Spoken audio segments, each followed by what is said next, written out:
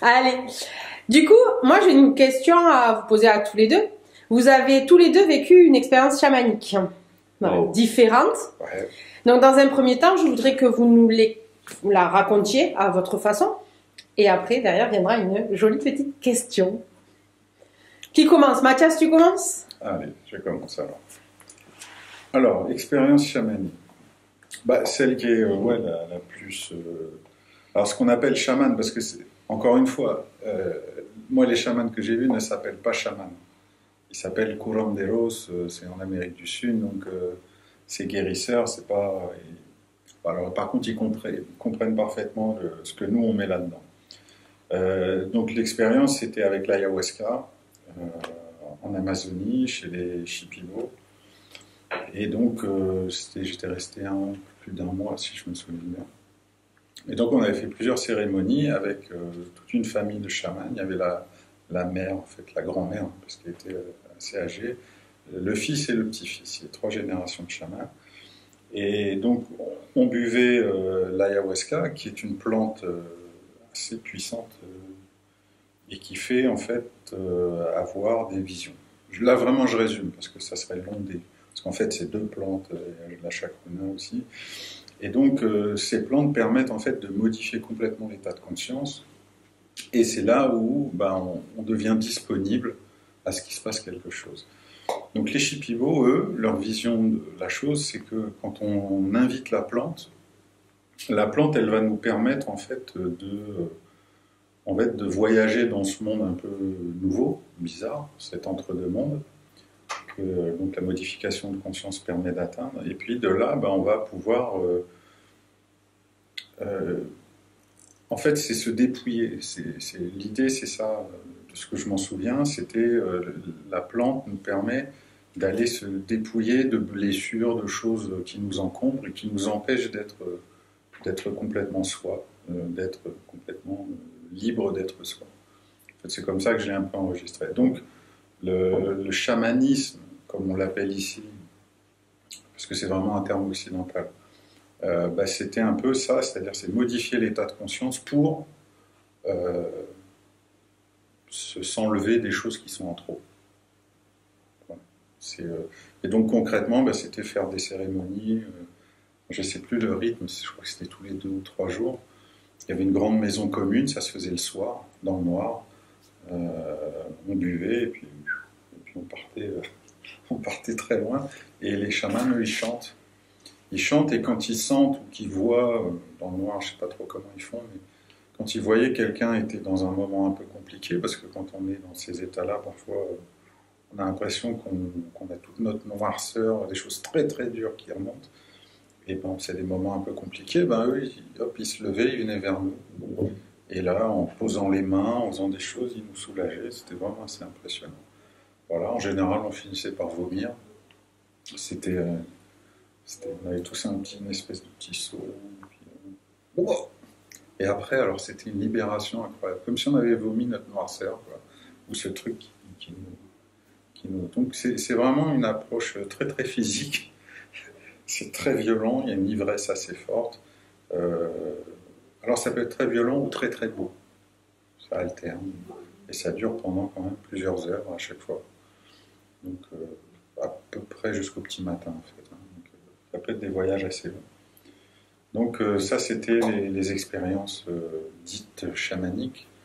Pour moi, vraiment, l'idée, pour résumer, c'est de modifier son état de conscience pour se guérir ou se soigner. On va dire, je sais que c'est la vision un peu qu'ils ont là-bas, c'est comme ça qu'ils utilisent la plante. C'est pour aider leur communauté. Quand les gens ne vont pas bien, ils vont voir le curanderos qui va avec la plante, va leur permettre de sortir de cet état-là. Voilà. Et toi, Mathieu?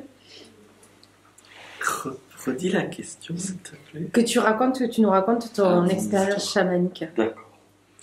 Alors, pour raconter mon histoire d'expérience dite chamanique, je suis obligé de 2 choses. Dire de quel espace je pars et quelle histoire il y a autour. Dès l'âge de 15 ans, suite à une méditation, je suis devenu conscient du monde invisible autant que du monde visible. C'est pas que je le vois, mais j'en suis conscient. C'est-à-dire très concrètement à 15 ans, quand j'allais me balader en garrigue, garrigue c'est la nature qu'il y a dans le sud de la France, immédiatement, toute question que je pouvais avoir, j'en recevais les réponses dans la garrigue. À cet âge-là, jusqu'à mes 16, 17, 18 ans, c'était le seul endroit où j'étais réceptif. Il fallait que je sorte du bitume. Dès que il n'y avait plus de bitume des arbres, tout était fluide, je sentais les plantes, tout me parlait, on répondait à mes questions. C'était pas forcément de ceci, cela, c'était comme si que la nature elle-même me répondait. Ça, c'est le départ. Ensuite, j'ai suivi des enseignements énergétiques, j'ai pratiqué beaucoup de méditation, pas dans l'intention de le développer, mais dans l'intention de développer la sagesse, parce que étant donné que j'ai grandi en Afrique, j'ai vu beaucoup de misère, beaucoup de lépreux, beaucoup de gens qui se nourrissent dans les poubelles, et j'étais très affecté par ça et j'avais envie de trouver une réponse à la souffrance de l'humanité. Donc j'avais ce focus et jamais le focus des dons. Ça c'est à 15 ans. Pour mon voyage de noces, donc on est à 33 ans, 34 ans, je sais plus. Je me suis retrouvé au Gabon où j'ai été en contact avec un Ganga, c'est-à-dire quelqu'un de la tradition Bwiti au Gabon, qui est une fois de plus, je reprends les mêmes pincettes que Mathias, c'est ce qui pourrait ressembler à ce qu'on appelle du chamanisme,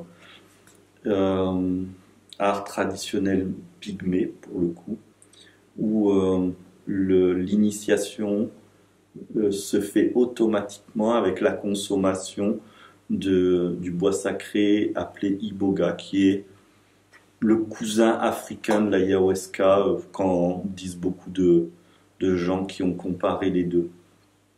Je n'y allais pas pour me guérir quoi que ce soit, j'étais en voyage de noces. Pas du tout, l'intention n'était pas de vivre ça. Ça s'est présenté, on a dit oui avec mon épouse.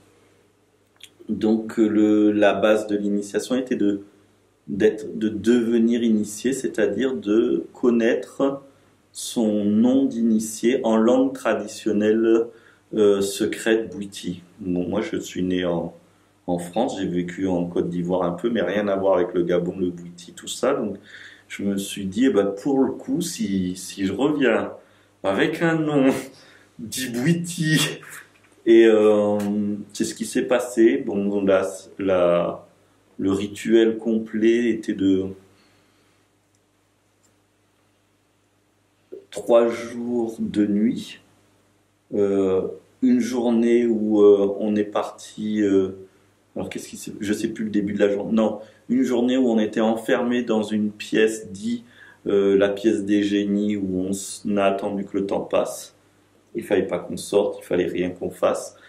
On a joué aux cartes, on avait un jeu de cartes, on a joué aux cartes, j'étais avec mon épouse. Puis quand à peu près on a été enfermé dans cette pièce en début de journée, et on est sorti, il devait être la fin d'après-midi bien bon, en début de matinée pardon, et on est sorti en fin de matinée où ils ont dit ça y est, on a les accords de tout, on peut faire ceci, cela. Donc première nuit, purification. Je rentre pas dans les détails,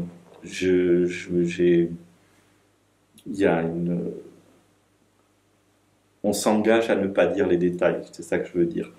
Donc grosso modo quand même, c'est avec des potions à boire, c'est à se laver avec des choses, de l'eau avec plein de choses dedans, c'est des fumigènes, des gros fumigènes. Et voilà, et ensuite la nuit est finie, donc toujours pas dormi, et là on part en forêt pour demander tous les accords aux êtres de la forêt, puisqu'on était dans ce qu'ils appellent un temple, qui est donc une structure traditionnelles, avec chaque bois sont choisis, des couleurs spécifiques. Bon. Et on est parti dans la forêt cette fois-ci. Et pareil, rebelote cette fois-ci durant la journée, comme la fois. Ils ont que nous, on attendait que ça se passe et ils demandaient des accords. Là, même nous, on ne savait franchement aucune idée de ce qui se passait, à part qu'on devait attendre que tous les accords soient faits. Puis c'est en fin d'après-midi, bien bon, qu'on a commencé à manger directement de la racine. Donc là, vraiment, j'avais pris du bois, il était comme ça, mis dans la bouche, on mâche du bois. Et il faut absolument pouvoir réussir à l'avaler. Et voilà. Et on arrive à la tombée de la nuit, on est rentré au temple et on consomme ce bois jusqu'à overdose. Ça, c'est très important. Il faut absolument atteindre la mort. Donc, c'est pour ça qu'il y a un engagement qui dit que quand on accepte de vivre ça, il y a un risque qu'on n'en sorte pas.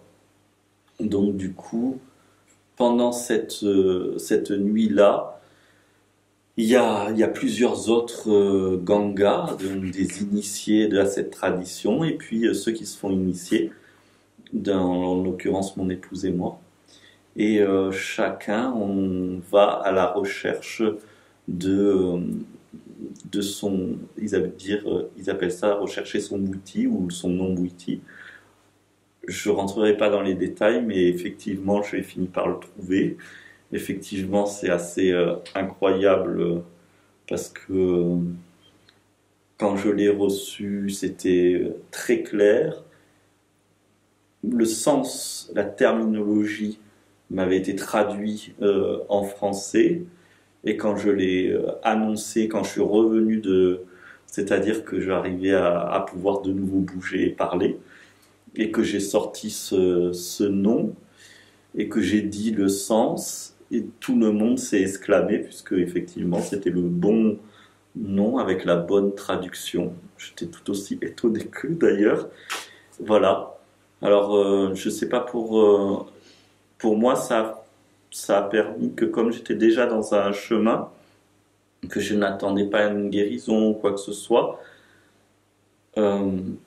la grande différence, c'est que ma sensibilité est devenue accrue à tout ce qui est des choses pratiques et concrètes. C'est-à-dire qu'avant, ma sensibilité, elle était sur sentir des choses élevées.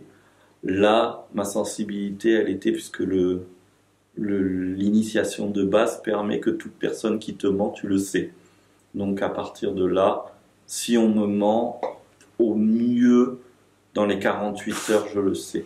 C'est-à-dire que si vraiment c'est un malin, et que moi vraiment j'ai confiance de tout mon cœur envers la personne, le bouti fera le chemin pour me montrer la fausseté du truc. Et après, c'est des choses pratico-pratiques, je sais pas comment vous dire plus que ça. Voilà. Vous avez tous les deux employé le terme de dit chamanique. Vous l'avez mis entre guillemets tous les deux. Pourquoi ? Parce qu'en fait, comme je te disais, là-bas, eux, c'est un terme qu'ils n'emploient pas. Eux, ils ont leur concept, c'est-à-dire nous, ce qu'on met dans le chamanisme, eux, ils ne le mettent pas forcément. Pour nous, le chamanisme, c'est, comme je le ressens souvent, comme c'est raconté, c'est des gens qui se cherchent en Occident, qui n'ont pas trop de sens dans leur vie, ou alors qui cherchent à être soignés. On a parlé de ça, toi, tu as dit que tu n'allais pas te faire soigner, moi non plus, je ne vais pas me faire soigner là-bas. Je n'étais pas malade, je me sentais pas malade, j'étais curieux. Et moi, je répondais à un appel qui venait de l'enfance, où j'étais fasciné par l'Amazonie, fasciné par les sagesses un petit peu dites chamaniques. Moi, le personnage du chaman me fascinait, donc j'étais curieux, voilà, j'allais à ma part. Et dit chamanisme parce que eux, c'est leur manière de vivre depuis tout le temps, c'est leur culture, c'est très profond. Là-bas, quand quelqu'un, je me souviens que les termes en espagnol, c'était quand quelqu'un perd l'harmonie, il va voir le chaman pour retrouver cette harmonie qui est naturelle, normalement. Donc, quand il se passe quelque chose qui fait qu'on perd l'harmonie, quelle que soit la raison, le chaman, lui, va faire le voyage d'aller en communication avec les esprits de la nature pour aider la personne à retrouver cette harmonie. Et les raisons, visiblement, peuvent être très nombreuses. Donc, je dis chamanisme parce que, encore une fois, chaman, c'est un mot qui vient de Mongolie, si je me souviens bien, d'un des peuples de Mongolie. Je crois qu'ils sont plusieurs à utiliser le même terme. Donc, voilà, ce chamanisme, en fait, on t'aurait parlé de ça là-bas, sauf qu'effectivement, c'est les Européens qui ont commencé à parler de chamanisme. Ça date je crois, du 18 ou 19e siècle. On avait fait une petite conférence ici à l'époque avec Charles pour expliquer un peu les données, d'où ça vient. Donc c'est des Suisses, des Français, des Allemands qui ont créé ce concept de chamanisme. Donc quand on dit chamanisme, en fait, c'est un occidental qui parle. C'est pas un chaman. Le chaman, lui, ne parle pas de chamanisme. Lui, il va dire, non, nous, le monde, il est comme ci, il est comme ça. On rétablit l'harmonie, on modifie notre état de conscience, et voilà. On sait voyager dans tout. Donc c'est ce qu'on appelle une cosmogonie, quoi. C'est une façon de voir le monde, de le vivre, que nous, on n'a pas. Même si moi, je suis très sensible aussi à ça, eux, ils ont une réalité. Pour eux, un esprit de la nature, c'est quelque chose de très concret. Il y a une manière de communiquer avec.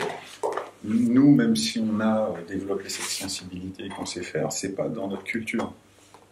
Donc, c'est pour ça que je te dis chamanisme, parce que eux ne se disent pas chamanistes. Il y en a plein, ils ne savent même pas ce que ça veut dire. On arrive, on dit chaman. Ils se regardent, par là. Ils ne savent pas. Ils ne savent pas de quoi on parle. C'était pour ça que je disais ça. Vas-y Mathieu. Ouais. Alors moi, je suis moins prolixe par rapport aux autres questions, tout simplement parce que pour moi, c'est une anecdote dans mon parcours du développement spirituel. Une anecdote certes significative, parce qu'elle m'a ouvert les yeux à d'autres aspects de moi-même, mais ça reste une anecdote. Ça, c'est le premier point. Le deuxième point, c'est qu'il y a dans ces pratiques ancestrales, il y avait le côté pratico-pratique du soin, tout simplement. Aujourd'hui, nous, dans nos sociétés, pour le soin, on a tendance à aller voir le docteur, tout simplement. Alors que, en tout cas, dans le Bwiti de la forêt, parce que le Bwiti de la ville, il a déjà muté, puisqu'il y a le médecin est là, dans le Bwiti de la forêt, ce sont des savants de la médecine naturelle. Il n'y a pas une plante qu'ils ne connaissent pas de leur territoire, il n'y a pas une racine dont ils ne savent pas l'effet dans le corps, que ce soit un effet psychotrope, ou que ce soit un effet émotionnel, ou que ce soit un effet physique. Ce sont des véritables médecins, finalement. Médecins dans le sens qui font de la médecine, mais qui englobent dans leur pratique médicale des aspects qui sont des aspects psychospirituels et qui ont une importance énorme qu'on est en train de redécouvrir dans l'Occident, mais c'est pas le chamanisme pour moi n'est pas comme la spiritualité vue dans les judéo-christianismes, où il y a une quête de perfectionnisme, d'élévation, de purification. On peut entendre le mot purifier, mais dans le sens, comme je me fais une plaie et qu'il y a de la poussière, de la terre dedans, je vais nettoyer la plaie avant de la recoudre. Et s'ils vont dans le champ psychospirituel, c'est-à-dire les champs d'énergie, ou se déplacer dans la psyché, ils vont parler de réparer ou couper ou purifier, mais pas purifier dans le sens ascension, mais au même terme que la plaie, je la désinfecte avant de la recoudre.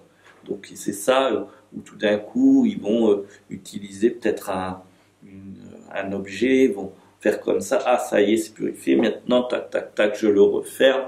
On est sur une pratique qui est une médecine, c'est pour ça que je dis que moi j'en parle parce qu'on me pose la question, mais dans mon chemin, c'est une anecdote.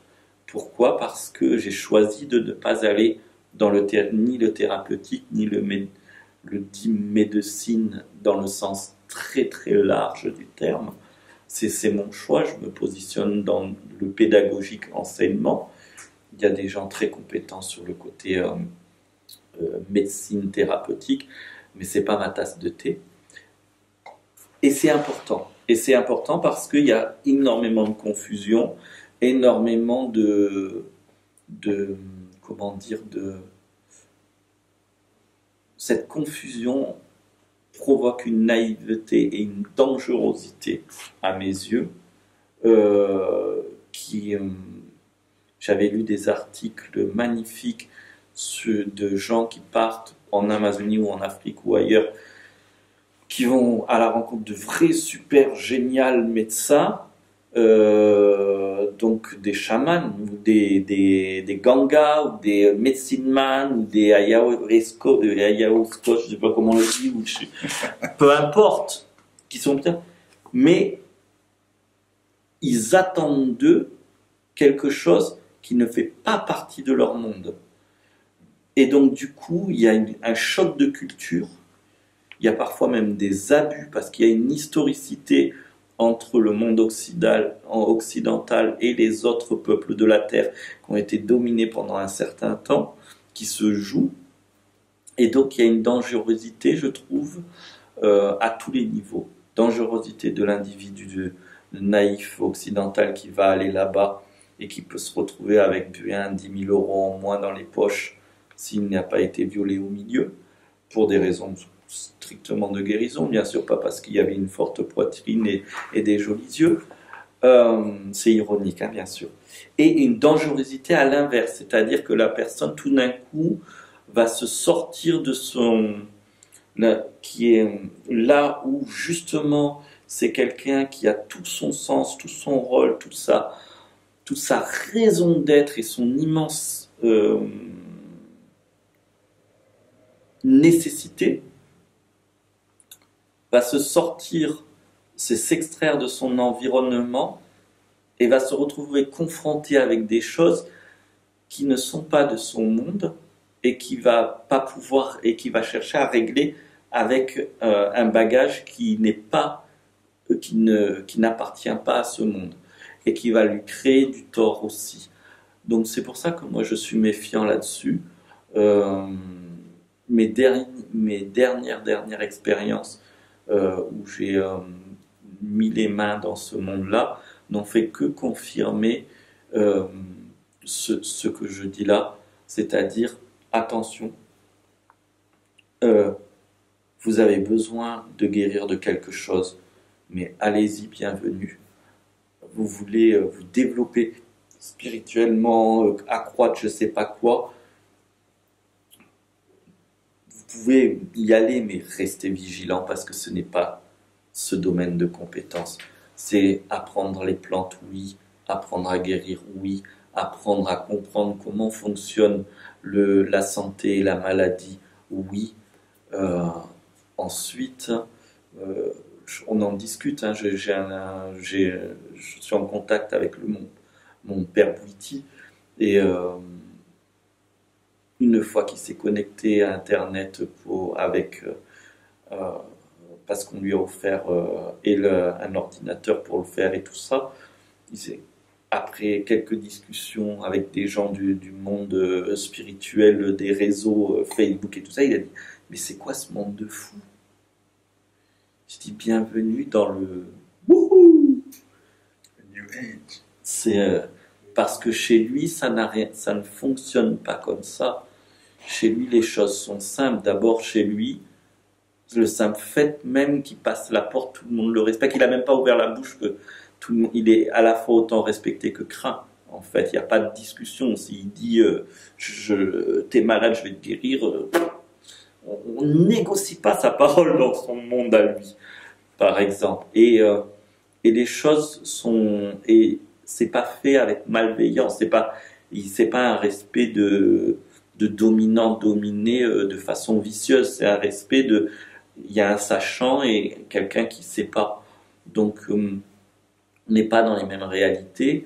Et la réalité, elle est simplement de pouvoir le résultat d'une bonne pratique, c'est pouvoir après bien vivre sa vie, rigoler avec ses copains.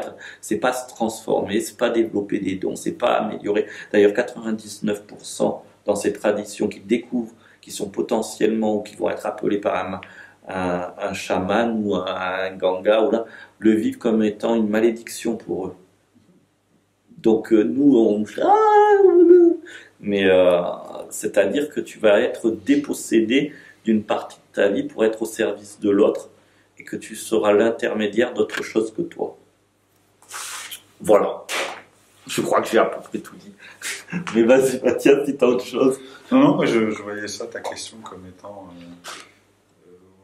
quand moi je l'entendais, comme étant, oui, pourquoi dit chamanisme et pas juste chamanisme, parce que pour moi c'est vraiment notre regard, c'est ce que tu as bien développé aussi, hein, notre regard occidental qui fantasme beaucoup de choses et qui, quand on vit l'expérience, c'est un truc qui peut être très enrichissant, mais c'est juste une autre façon de voir les choses. C'est pas non plus. Voilà, moi j'ai rencontré parmi les chamans, il y en a qui visiblement ils avaient un ego bien ficelé, ils avaient leur lutte de pouvoir entre chamans. C'est tout un truc. Voilà, faut pas le fantasmer. C'est quand on arrive, il y a une réalité. Et il y en a des gens en Occident qui font des choses peut-être différemment, mais aussi magnifiques, aussi talentueuses. Alors moi l'intérêt c'était la découverte, c'était le voyage, c'était l'immersion dans quelque chose de complètement différent dont j'avais pas les codes. Ça c'était très intéressant. Donc voilà, c'est pour ça que j'ai dit chamanisme, parce qu'on fantasme beaucoup dans le mot chamanisme. Là, je vois les gens qui font des retraites chamaniques à la rivière en tapant sur des tambours. C'est sûrement vachement agréable d'ailleurs, hein. Ils doivent vivre des choses très agréables. Je ne suis pas sûr qu'ils communiquent tant que ça avec les esprits de la nature. C'est moi, j'en rigole, j'aime bien les taquiner comme ça. Mais en fait, je trouve que c'est bien qu'ils le fassent aussi, parce que dans le tas, il y en aura sûrement qui arriveront à faire quelque chose de chamanique. Mais je ne sais pas s'ils en seront vraiment conscients, quoi.